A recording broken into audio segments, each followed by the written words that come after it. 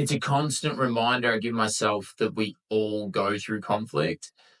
But man, especially in relationships, people can just be so unbelievably stubborn. Their ego just like plants its feet, and suddenly a disagreement can stretch out endlessly, like literally all night, all day. They'll drag that anger into work. They'll be miserable to be around. They'll stew on it, be in a bad mood. And it's all because I guess there's a story playing in their head. They've just unloaded on their partner and it just keeps replaying, replaying, replaying. And because they're not talking about it or working through it, that story just becomes more intense. It's like a self-fulfilling prophecy. We want to convince ourselves that the way we acted was okay. And then there's that thought that we get as well, and we think, how dare they not be the one to apologize to me? How dare they say that? I guess look, I'm guilty of this too. I would like to think much less so now, but it's a human thing. So for me, I just learned to ask, what's the end game here? Like, what is my ultimate goal? Because when you're in the heat of the moment and the emotion takes over, by asking yourself, what's your ultimate goal for this? It helps you step away from the emotion and think a bit more rationally. So when you think about it, where do you want to land? If you're clashing with your partner, for instance, what's the desired outcome? Do you want to stay stuck in this how dare they mindset forever? Convinced, oh, they should have known better. Like, this is not my fault. Or do you want to try and get back to a place of connection? Get your hugs, your kisses, and feel the love again.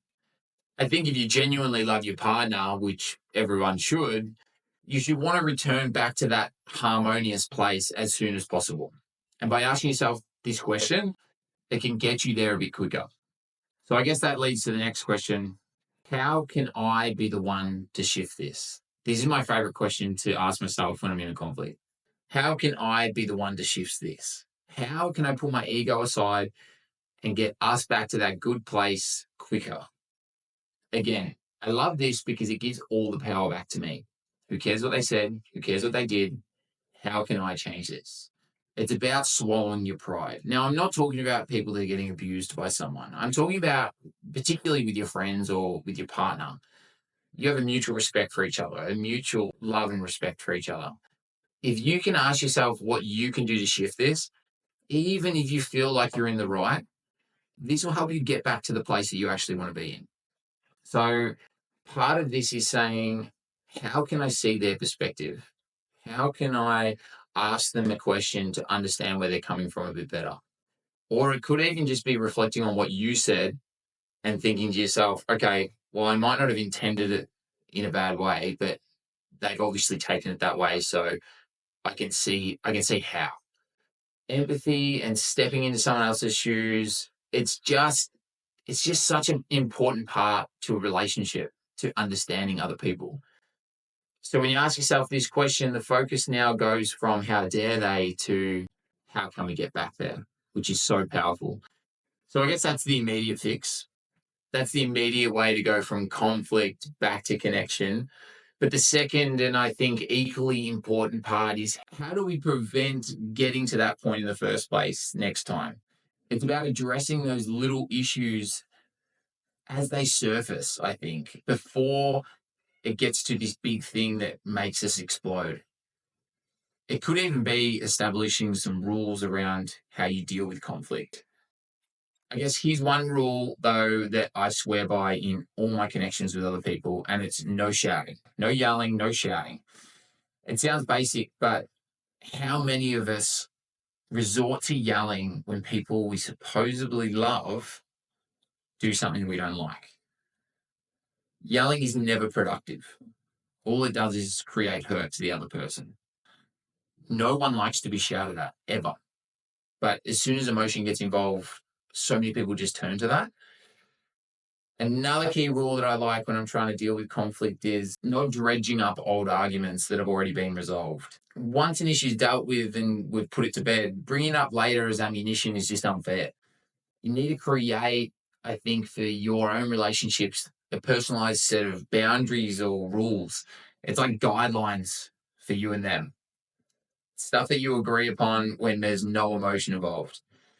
And obviously, they're going to evolve as your relationship evolves, but having them in place is important so that you understand where each other are coming from. Because in the heat of the moment, like emotions take over and you risk saying or doing things that damage your relationship. And that's obviously not what anyone wants to do. One technique that I have seen be very successful for some people that I work with is hitting the pause button. So when things are getting heated and unproductive, they agree to stop the discussion and revisit it at a time when they're both calmer. It could be 5 minutes, it could be 10 minutes, an hour, next day. I definitely couldn't do that myself. But the idea is stepping away from that immediate emotional peak, and it allows them to return to whatever has upset each other from a clearer perspective at a later time. You'll often find that when there's less emotion involved, this issue that seems so enormous at the time is actually quite small. I think with all this in mind, though, the real key is just establishing these rules when there is no conflict, establishing these boundaries when you're both in a good headspace. Because it's much easier to implement something when you're both on the same page with it.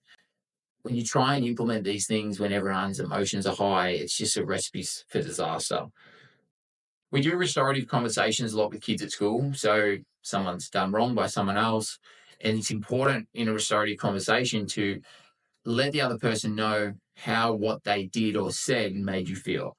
So I think this is great for any age relationship. Reflecting after the fact and saying, look, I know this might not have been your intention, but when you said X, it made me feel Y. And in the future, if you could just do it this way instead, maybe don't say that. It's a trigger for me.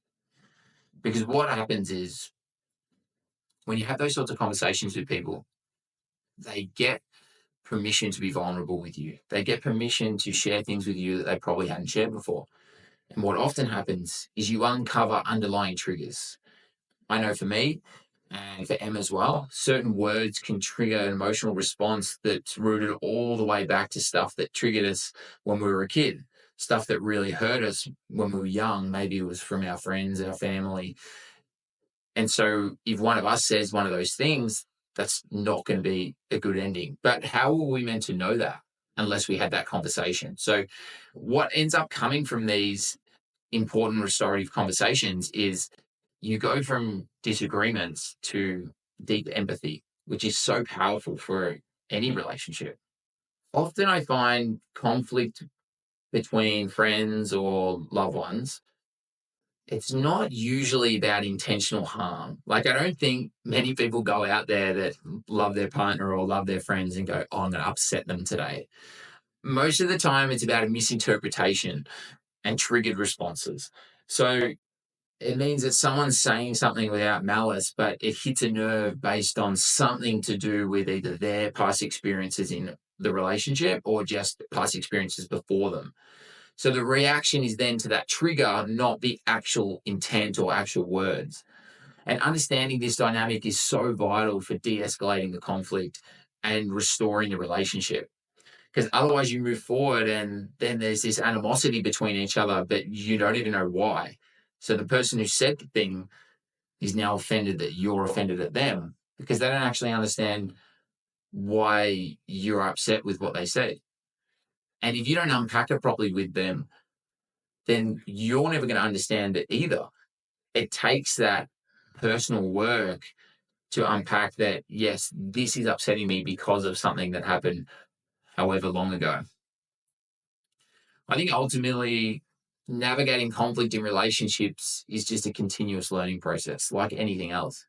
And when things go wrong, the value is never in blaming.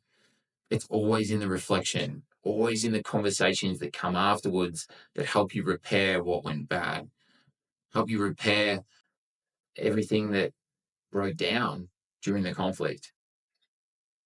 Because that helps you understand what led to the conflict, what led to the miscommunication and the triggers. And that's where all the growth is. It's about learning from those moments and making better choices for next time, really.